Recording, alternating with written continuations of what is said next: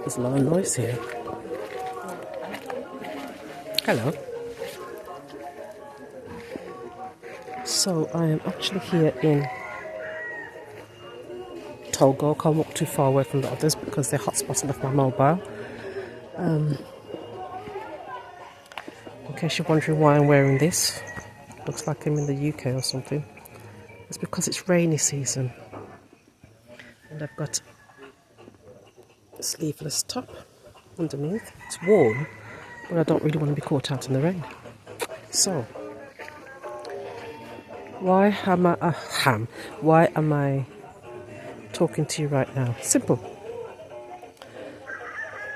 Being in Togo, in a spiritual compound, is opening my eyes to many things that I thought my eyes were open to. Many things that I wasn't aware of.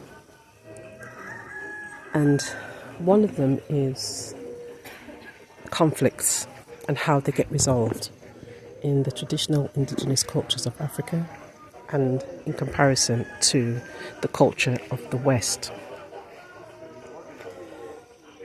Now,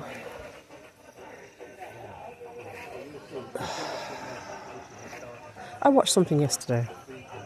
I watched a ceremony, a hunter ceremony, where two tribes get together to resolve any conflicts that they may have.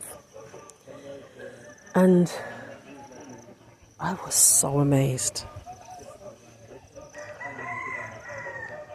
because they resolved the conflicts that they had, the feuds, the tension between the two tribes with drumming, music, dance, and proverbs. The proverbs were deciphered by my teacher, Nebirita Shinmire, and the dances were interpreted by him also, so we could get to understand what was being said, why certain dances were used, and what the context of the conversation was. And I'll tell you something. You have two tribes in opposition, right? And they solve their feuds with dancing. Now compare that to how we live in the West. How do we solve our conflicts? With war, with argument, with shooting, with violence. We want to solve a conflict, we use violence on top of that conflict to solve the original conflict. How does that make sense?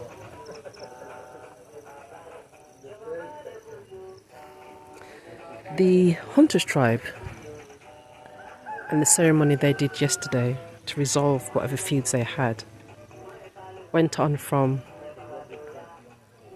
the afternoon straight through in the morning, and they took their breaks, they all ate together, all drank together, and then they'd continue until the conflicts or the feuds was resolved, and then they all went home together. Now this is how it's done in the traditional indigenous cultures of West Africa. And yet people from the West would look at them and call them savage. Makes you really question, where is our mind? What are we really thinking? How can you have a conflict and bring violence to it? Why not have a conflict and bring joy, happiness, collective mindset, cohesion, unity to that conflict? I'll leave that thought with you. Iri Heru.